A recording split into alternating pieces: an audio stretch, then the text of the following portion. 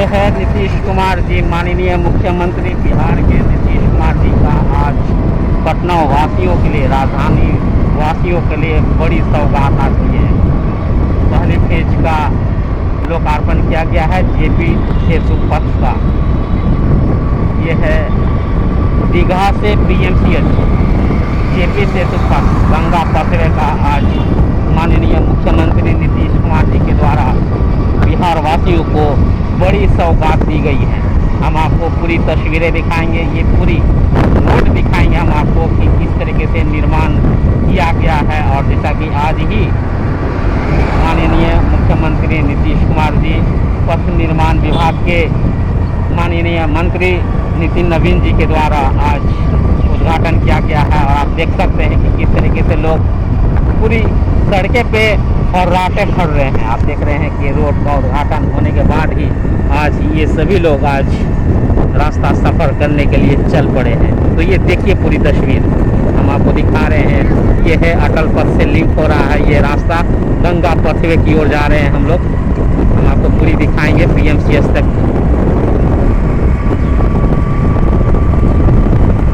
देखिए किस तरीके से लाइटें भी लगाई गई है, स्ट्रीट लाइट।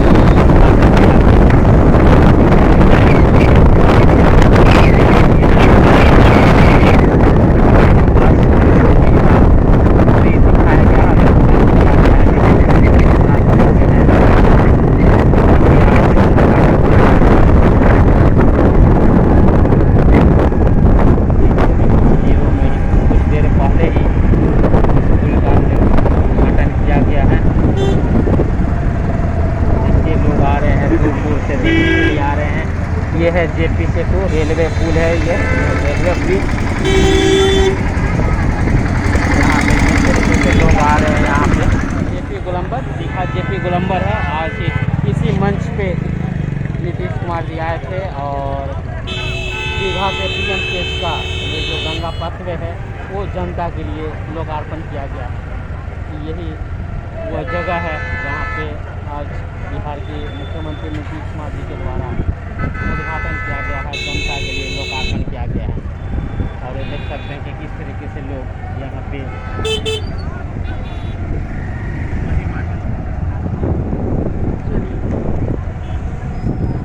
हम लोग जा रहे हैं यहाँ से दीघा से पीएमसीएच। दिखाएंगे हम आपको किस तरीके से भव्य तरीके से रोड का निर्माण किया गया है।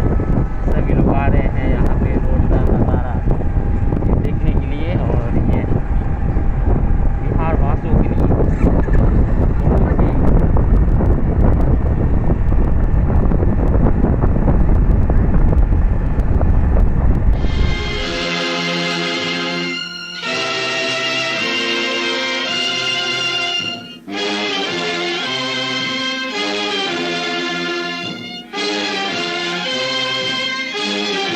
आकांक्षी परियोजना है पथ निर्माण विभाग का, जिसे आम लोगों के लिए मनोहारी, जैसा कि मैंने कहा कि अगल बगल के मनोहारी दृश्यों को देखते हुए एक मुख्य मार्ग के रूप में ये विकसित किया गया है। साथ ही साथ गंगा नदी के दक्षिणी तट पर पटना में गंगा नदी के खातिर भूमि पर 4 लेन मानक संरचना के अनुरूप टोल मार्ग के रूप में 20.5 किलोमीटर की लंबाई में यह विकसित किया गया है। और ये पथ इस क्षेत्र के आर्थिक विकास में भी महत्वपूर्ण भूमिका अदा करेगा। पटना एवं इसके आसपास से गुजरने वाली जो राष्ट्रीय उच्च पथ है, जिसकी संख्या 19, 30, 77 एवं 98 से सुलभ संपर्क उपलब्ध हो जाने के फलस्वरूप इस क्षेत्र में व्यावसायिक गतिविधियों को भी गति मिलेगी। इसको नेशनल हाईवे से भी कनेक्ट किया गया है, तो इससे काफ़ी सुगमता आएगी। साथ ही साथ इस पथ के निर्मित हो जाने से पटना चिकित्सा महाविद्यालय अस्पताल यानी कि पीएमसीएच पहुंचने के लिए एक सुलभ सहज वैकल्पिक मार्ग उपलब्ध हो गया है। साथ ही साथ पटना शहर के 2 प्रमुख चिकित्सा केंद्र, जैसा कि मैंने कहा, एम्स भी बहुत नज़दीक हो जाएगा। साथ ही साथ पीएमसीएच अस्पताल का सीधा जुड़ाव इसके साथ किया गया है। जेपी गंगापथ पटना शहर के प्राचीनतम सड़क जो अशोक राजपथ के नाम से जाना जाता है, यातायात के बोझ को ये कम करेगा और शहर के क्षेत्र में यातायात को सुगम और सहज बनाने के लिए ये जेपी गंगापथ बहुत ही कह सकते हैं अहम योजना है। पथ निर्माण विभाग द्वारा जेपी गंगापथ के तैयार हो जाने से हम बिहार वासियों को काफ़ी राहत मिलेगी। अटल पथ फेज 2, जिसके बारे में अभी भी मैंने बताया कि माननीय मुख्यमंत्री महोदय के कर कमलों द्वारा उसका लोकार्पण किया गया। पटना शहर में आर ब्लॉक से दीघा तक निर्मित अटल पथ फेज 1 अपने निर्माण की महत्ता सिद्ध कर चुका है। इस पथ की उपयोगिता को विस्तार देने के उद्देश्य से अटल पथ फेज 2 की परिकल्पना की गई, जिसके द्वारा अशोक राजपथ पर फ्लाईओवर, वैकुलर अंडरपास निर्मित कर जेपी गंगापथ से जोड़ा गया है। इस पथ की कुल लंबाई 1.40 किलोमीटर है।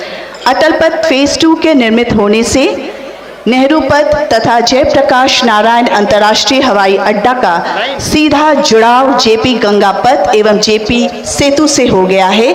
अटल पथ के निर्माण से पटना मध्य से पटना पीएमसीएच जो है एवं उत्तर बिहार जाने के लिए एक वैकल्पिक मार्ग उपलब्ध हो गया है। तो माननीय अतिथियों का बहुत बहुत स्वागत, अभिनंदन।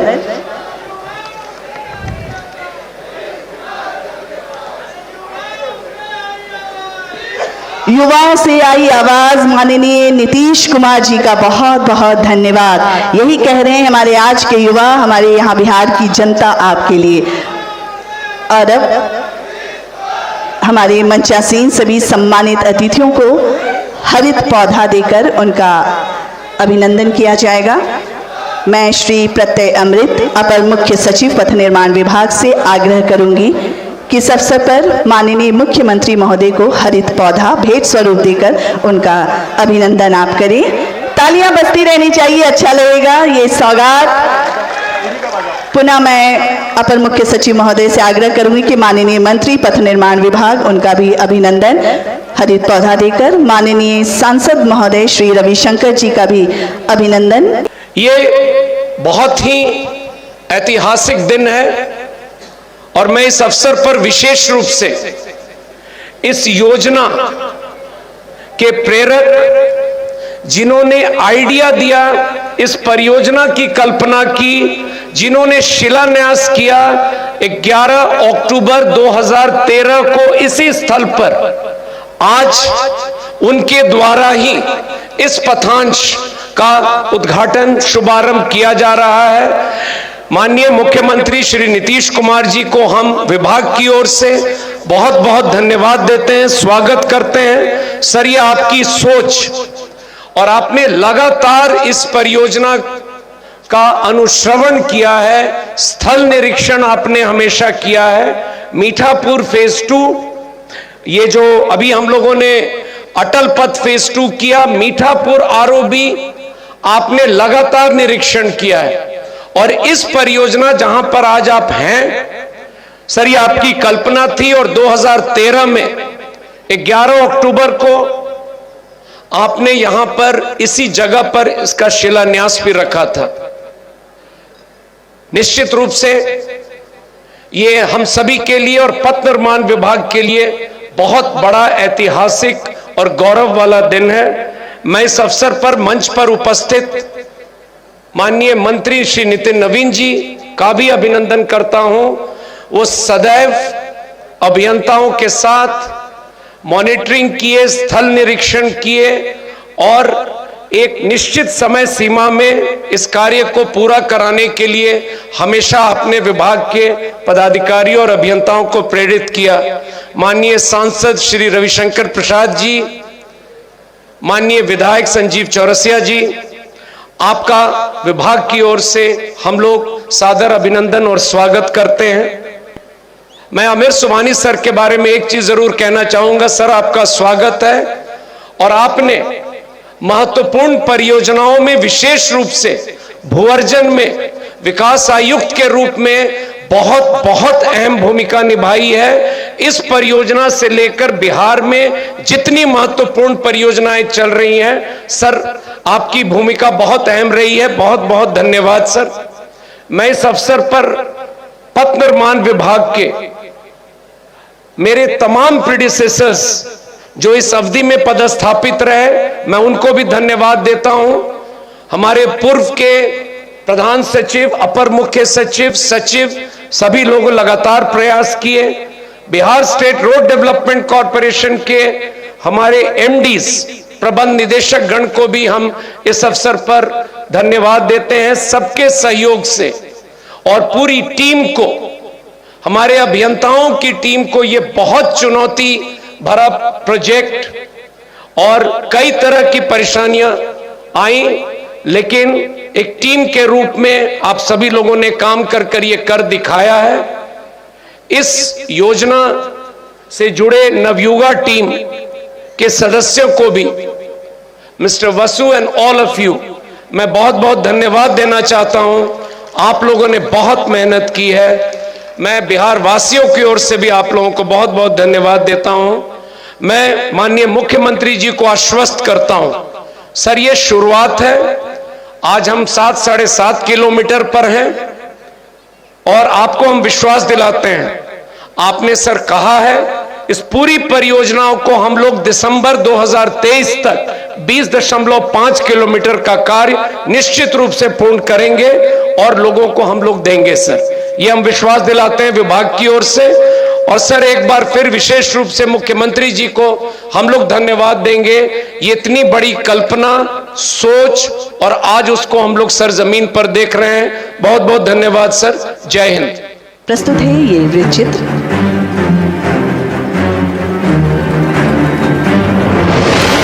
वर्ष 2006 से ही माननीय मुख्यमंत्री श्री नीतीश कुमार द्वारा परिकल्पना की गई थी कि गंगा के दक्षिणी छोर पर मरीन ड्राइव के तर्ज पर पथ का निर्माण किया जाए। प्रारंभ में इस चुनौती भरे कार्य को जन निजी भागीदारी पर करने का प्रयास किया गया, परंतु किसी भी स्टेक होल्डर के द्वारा रुचि नहीं लिए जाने के कारण 11 अक्टूबर 2013 को लोकनायक जयप्रकाश नारायण की जयंती पर माननीय मुख्यमंत्री द्वारा राज्य सरकार एवं हुडको ऋण से इस कार्य को करने का निर्णय लिया गया। दीघा से लेकर के दीदारगंज तक, और अभी तो ये फेज 1 है, पहला चरण। हम यहीं पर रुकने वाले नहीं हैं। बाद में हमारी योजना होगी ये दीदारगंज के आगे ले जा करके इसको जो बख्तियारपुर का पुल है वहां तक इसको बढ़ा दें और फिर साधन हुआ तो इसको बाईं तरफ और पश्चिम तरफ की ओर भी जो आरा छपरा के बीच में गंगा नदी पर एक पुल बन रहा है वहां तक इस पुल को बढ़ा दिया जाए तो एक सड़क से अनेक पुल जुड़ जाएंगे और ये बहुत बड़ा ढांचा ये तैयार हो जाएगा पथ के क्षेत्र में। गंगा नदी में जल स्तर की अनिश्चितता के बीच औसतन 12 मीटर की ऊंचाई पर पथ बंद का कार्य तथा एलिवेटेड स्ट्रक्चर का निर्माण कार्य करने में सभी संबंधित विभागों के सहयोग की आवश्यकता थी। इसके परिकल्पना को मूर्त रूप देने में काफी कठिनाइयां महसूस हुई, जैसे भूअर्जन की समस्या, नदी के तल में होने के कारण सिया, एनजीटी के चैलेंजेज, इनके शर्तों का अनुपालन, उसके बाद फिर कोविड का प्रकोप, इन सब को लेते हुए भी हमने काफी कठिन मेहनत करके, परिश्रम करके इस योजना को इस रूप तक ले आया है। वर्ष 2015 में गंगा चैनल का निर्माण हो जाने से जेपी गंगा पथ के दोनों तरफ जल धारा का बहाव नई चुनौतियों को उत्पन्न कर रहा था, जिसका त्वरित निदान करते हुए कार्य को तीव्र गति से किया गया। निर्माण कार्य के दौरान सबसे बड़ी चुनौती थी वर्षा ऋतु के समय साइट का पूरी तरह से जलमग्न हो जाना, जिसके कारण कार्य बंद हो जाना तथा बरसात के बाद कार्य को दोबारा नए सिरे से शुरू करना। इस चुनौतीपूर्ण कार्य को पूर्ण करने में हमारे वरीय पदाधिकारियों के साथ साथ सभी विभागों, सरकार के सभी अंग इसमें सहयोग किए। एक पूरी टीम वर्क का एक बहुत बड़ा उदाहरण है। हम लोग इसको एक अंश को खोलने में कामयाब हो रहे हैं। इन सभी चुनौतियों को पार पाते हुए BSRDCL द्वारा माननीय मुख्यमंत्री की परिकल्पना को यथार्थ में परिवर्तित करते हुए दीघा से AN सिन्हा होते हुए PMCH तक का पथांश लोकार्पित किया जा रहा है। दीघा से दीदारगंज तक 3,831 करोड़ की लागत राशि से निर्मित हो रहे गंगा पथ की कुल लंबाई 20.5 किलोमीटर है, जिसे फरवरी 2024 तक पूर्ण किया जाना है। विगत वर्ष लोकार्पित हुए पटना शहर के अति महत्वपूर्ण पथों में से एक अटल पथ को 69.56 करोड़ की लागत राशि से 1.3 किलोमीटर लंबाई में विस्तारित करते हुए जेपी गंगा पथ से जोड़ने का कार्य पूर्ण कर लिया गया है। उसे भी आज लोकार्पित किया जा रहा है। पाटली पथ के माध्यम से शहर के प्रमुख अस्पताल PMCH तथा एम्स की सीधी संपर्कता भी स्थापित हो गई है। दीघा से गांधी मैदान 6 मिनट में तथा PMCH अब 8 मिनट में पहुंचा जा सकेगा। जेपी गंगा पथ के निर्माण में सभी सुरक्षा मानकों का ध्यान रखा गया है तथा राइडिंग क्वालिटी को और भी बेहतर बनाया गया है। हाई स्पीड एक्सप्रेसवे टोल पथ पर सड़क सुरक्षा के लिए स्पीड इंस्पेक्टर द्वारा ऑटोमेटिक चालान का निर्गत किया जाना विकसित किया जा रहा है। पर्यावरण सुरक्षा के मद्देनजर पथ के दोनों ओर 5 मीटर चौड़ाई में हरित पट्टी विकसित की जा रही है। गंगा नदी की मनोरम छटा आनंद लेने के लिए 5 मीटर चौड़ाई में नदी की तरफ वॉकवे विकसित किया जा रहा है। जेपी गंगा पथ के बन जाने से उत्तर एवं दक्षिण बिहार से आने जाने में काफी सहूलियत होगी। पूर्वी तथा पश्चिमी पटना के बीच अशोक राजपथ का यह वैकल्पिक मार्ग होगा, जिससे अशोक राजपथ से यातायात का दबाव कम होगा। Today I am very happy by seeing this project in this condition. Moreover, we did it because of the support from BSRDCL officials and all other administrative departments.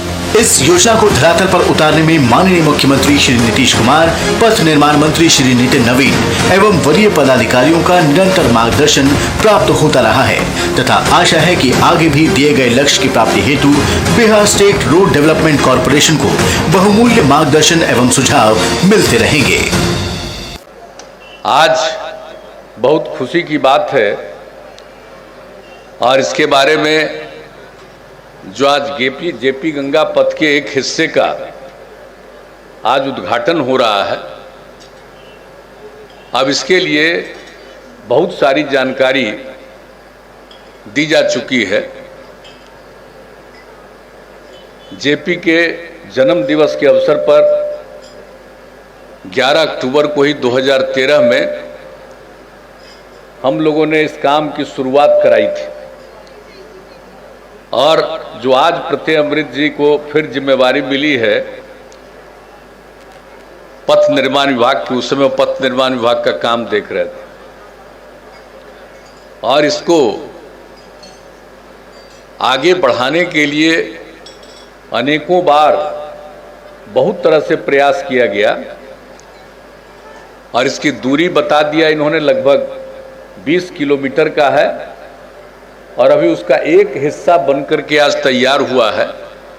लेकिन इसके लिए हम लोगों की बराबर बातचीत होती रहती है और ये इन्होंने कहा है कि अगले साल के अंत तक तैयार करेंगे, यानी हर हालत में 24 की शुरुआत में इसका पूरे तौर पर जो पहला हिस्सा है पूरे तौर पर ये तैयार हो जाएगा और इससे लोगों को इतनी सहूलियत होगी।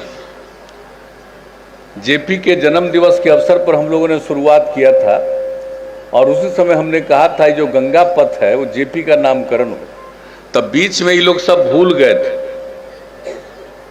तो अभी हमने हाल में याद कराया कि भाई भूल कैसे गए, आज मेरा भाषण सुनवा रहे थे तो उस समय कैसे भूल गए जब जेपी के जन्म दिवस के अवसर पर ही हम लोगों ने कहा था और इसका नामकरण जेपी पर ही होना है। तो खैर इसके बाद फिर सब लोगों को एहसास हो गया, पुरानी चीज को भूल गए थे, तो फिर जेपी गंगा पथ ये इसका नामकरण लोगों ने कर दिया और अब तो बहुत अच्छे ढंग से काम हो रहा है। आ करके बीच बीच में अनेकों बार हम लोग देखते रहते हैं और ये सब चीज जो आज कर दिया गया आप जानते हैं। और अटल पथ का निर्माण हुआ, उसका नामकरण हमने श्रद्धेय अटल बिहारी वाजपेयी जी के नामकरण पर अटल पथ किया। अब वो कितना दिन से ये ऐसे ही ऐसा रेल लाइन चल रहा था, उसमें कोई ट्रैवल करते थे कुछ नहीं था, हमारा बहुत शुरू से इच्छा थी हमारी, और बाद में हम लोग लगे रहे और अंत में जो केंद्र सरकार के मंत्री है वो तैयार हुए और उसके बाद हम लोगों ने इसको जो शुरुआत कराया, आप जरा सा देख लीजिए। नामकरण तो हम लोगों ने उसका अटल पथ किया। अब वो आप देख लीजिए कि कितना सुंदर लगता है और किस तरह से लोगों को फायदा है। अब अटल पथ को भी इससे जोड़ दिया गया ताकि बहुत सुविधा होगी। और आप सबको मालूम ही है कि हम लोगों ने हर तरह से इसका और ज़्यादा विकास करने के लिए, और उसके बारे में आप लोगों को बता दिया कि सब तरह से तो ये तो करेंगे ही, लेकिन जितना दूर तक आज बन गया है, अब आप समझ लीजिए कि किस तरह से पटना मेडिकल कॉलेज हॉस्पिटल तक जाने में लोगों को सुविधा हो जाएगी और किस तरह से जो गांधी मैदान है वहाँ तक जाने में लोगों को सुविधा होगी। अभी तो आज जितना काम हो गया है वो तो बहुत अच्छा है। और उधर से लोग आएंगे, किसी को नॉर्थ बिहार जाना है तो जेपी सेतु के माध्यम से जाएंगे, तो बहुत तरह की सुविधा लोगों को ये होने वाली है। और मेरी तो बस एक ही ख्वाहिश है कि जितना तेजी से ये बनेगा, अब आप सोच लीजिए कि कितना बढ़िया लगता है। आप देख लीजिए कि नदी के किनारे हम लोग यहाँ पर हैं और जब भी कोई इधर से, अब जब हम लोग आते रहे बीच में देखते हुए, तो हम तो देखते थे कि कितने लोग वहां बैठे रहते थे, कार्य होते रहता, इलाके के लोगों को कितनी खुशी होती थी कि किस तरह से लोगों को सुविधा होती है और कितना सुंदर लगता है यहाँ पर ये दृश्य देख करके। तो अब तो ये सब काम हो रहा है और बहुत तेजी से ये हमको पूरा भरोसा है कि सब चीज़ का हो जाएगा। और इसके अलावे भी जो भी इन लोगों ने मीठापुर वाला भी काम हम लोग कितने दिनों से लगे हुए थे, बीच बीच में रुका हुआ था, वो भी हो गया। अब कितनी सुविधा हो गई है, तो सब जगह से। और अटल पथ का जो फेज 2 कह रहे हैं, इसका भी उसका आगे विस्तार करने का हो गया। अब कितना ज़्यादा लोग जुड़ गए और क्या बढ़िया ढंग से हो गया। और अभी तो मान लीजिए कि हम लोग जितना दूर तक, मतलब PMCH तक किसी को अगर जाना है, वहाँ से यहाँ आना है, तो ये सब तो करेंगे। और जो कुछ भी है तो ये सब काम हम लोग करते रहेंगे। पूरे तौर पर जो बचा हुआ हिस्सा है उसके बारे में जो बात कही गई है वो करना है, और उसका दोनों साइड में हम लोग एक्सपेंशन करेंगे। आज आपको बता दिया गया, तो दोनों साइड में और हम लोग करेंगे, लेकिन एक फेज कम से कम तो पूरा हो जाए। और ये जब पूरा हो जाएगा तो कितनी सहूलियत होगी। किस तरह से आप देख रहे हैं कि लोगों को एक ही रास्ता होने से कितनी तरह की दिक्कतें होती है। अब ये बन जाएगा तो लोगों को आने जाने में कितनी सहूलियत होगी। तो इसी को देख करके हम लोगों ने शुरू से कहा कि साहब यहाँ पर जो भी पथ है, अब जितने लोगों की, और देख ही रहे कितने लोग हैं, और पहले तो उतनी लोगों को आने जाने की सुविधा नहीं थी। अब धीरे धीरे जो इतनी सुविधाओं को के लिए हम लोग जो काम कर रहे हैं, तो लोगों को इन सब बातों को लेकर के बहुत प्रसन्नता होती है। तो आज तो मुझे देखिए बहुत ज़्यादा खुशी, कम से कम आज हो गया ना भाई। हम लोग तो 8-9 साल पहले से सोच करके, तो आज एक हिस्सा बन गया और 1 साल 1.5 साल के अंदर इसका जो बाकी वाला हिस्सा हो जाएगा, मतलब पूरा का पूरा जेपी गंगा पथ जो है पूरा एक फेज बन करके तैयार हो जाएगा। उसके बाद दूसरे फेज को हम लोग शुरू करेंगे। लोगों को आने जाने में इतनी सुविधा होगी और जो भी गुजरेंगे। और दूसरी बात है कि जो गंगा नदी है, किसी तरह की कोई दिक्कत नहीं, एक एक बात का ख्याल रखा गया कि कहीं ऐसा नहीं हो कि नदी है नीचे और वहाँ पर कोई दिक्कत हो। तो इन सब चीज़ों का एक एक चीज़ का आकलन करके, अध्ययन करके ध्यान रखा गया है। और अब आप देख रहे हैं कि किस तरह से इसका निर्माण हो रहा है और कितनी राशि है, इस सब के बारे में आपको बता दिया गया कि इसकी लागत तो 3,831 करोड़ रुपया है। ये अभी और भी बढ़ सकता है। और हम लोग जब दूसरा फेज करेंगे तो उसके लिए भी हम लोग मन बनाए हुए कि और फेज बनेगा, लेकिन कितना अच्छा होगा। और राजधानी है पटना और पाटलिपुत्र, पुराना सोच लीजिए क्या है, तो हम लोग तो पाटली वृक्ष भी बनाए हुए हैं, तो सब चीज से मिला हुआ। अब आप सोच लीजिए, जिसको आजकल पटना सिटी हम लोग कहते हैं, पटना साहिब कहते हैं, अब वो सोचिए पाटलिपुत्र जो पुराना जगह तो वो सब जगह यहीं पर, तो अब जितना ज़्यादा यहाँ इसकी खासियत है, तो अगर एक बार ये सब चीज़ बन करके तैयार हो जाएगा तो फिर से नई पीढ़ी को सिर्फ पटना ही नहीं, सब दिन आज से 2500 साल पहले से भी ज्यादा का जो पाटलिपुत्र है उसको भी पूरे तौर पर लोग याद रखेंगे कि कितना ये ऐतिहासिक जगह है, कैसी राजधानी बनी थी और किस तरह से हुआ था। अब तो बात दूसरा है कि अब सब तो पटना सिटी है, अब आप देख लीजिए कितना ऊंचाई पर है, उसके नीचे ही सब कुछ है, तो सब कुछ है, अब उसको तो अब हटाना मुश्किल है, लेकिन उसमें भी हम कुछ जगह खोजवा रहे हैं कि कुछ जगह खाली है तो उसको नीचे खुदाई कर देंगे ताकि सब लोगों को पुरानी बातों की भी जानकारी हो जाए, पुराना इतिहास भी लोग देखें, और वो हो जाएगा तो जान लीजिए कितने लोग आएंगे और कितना टूरिज्म बढ़ेगा, कितने टूरिस्ट लोग आएंगे देखेंगे, तो ये सब कुछ होगा। तो पटना की बहुत खासियत है, एक खास जगह है। हम लोग तो गरीब राज्य हैं, लेकिन गरीबी के बावजूद काम करने में कोई कमी नहीं रखते। हम लोग पूरे तौर पर चाहते हैं कि हमारा राज्य विकसित हो और देश के विकास में भी पूरा का पूरा सहयोग हो। तो इसके लिए एक एक काम हो रहा और ये इतना बढ़िया हो जाएगा। आप समझ लीजिए गंगा नदी के किनारे ये सब चीज जो हो रहा है वो कितना बढ़िया अभी लोगों को लग रहा है, और पूरा बन करके तैयार होगा। और इसका दूसरा फेज भी जब हम लोग कर देंगे तो किस तरह से लोगों को एक जगह से दूसरी जगह, दक्षिण हो या उत्तर हो, जाने में कितनी सहूलियत होगी दोनों तरफ में, तो लोगों को यह सुविधा हो जाएगी, अनेक सुविधा हो जाएगी। और आप तो जानते ही हैं जो यहाँ पर हम लोगों ने एम्स बनवाया, एम्स बन गया तो वहाँ पर भी जाने में सुविधा जो पाटलिपथ है उसके माध्यम से होगा। पीएमसीएच को हम लोग कितना बड़ा बनवा रहे हैं, पीएमसीएच को हम लोग तो बड़ा बनवा रहे हैं, इस देश में इतना बड़ा कहीं नहीं है, इतना बड़ा हम लोग पीएमसीएच को बना रहे हैं, और कितने लोग अपना इलाज कराने के लिए वहां पर जाएंगे। तो ये सब जब रास्ता रहेगा तो इसी से निकल करके जाएंगे, कोई तरह की किसी को दिक्कत नहीं होगी। अगर कोई भी आदमी की तबीयत खराब है तो उनको आने जाने में किसी तरह की सुविधा नहीं होगी। तो इन सब चीज़ों को सोचते हुए एक एक काम किया गया, और आप लोग भी प्रसन्न हैं, इसके लिए मैं आप सब लोगों को हृदय से धन्यवाद देता हूं।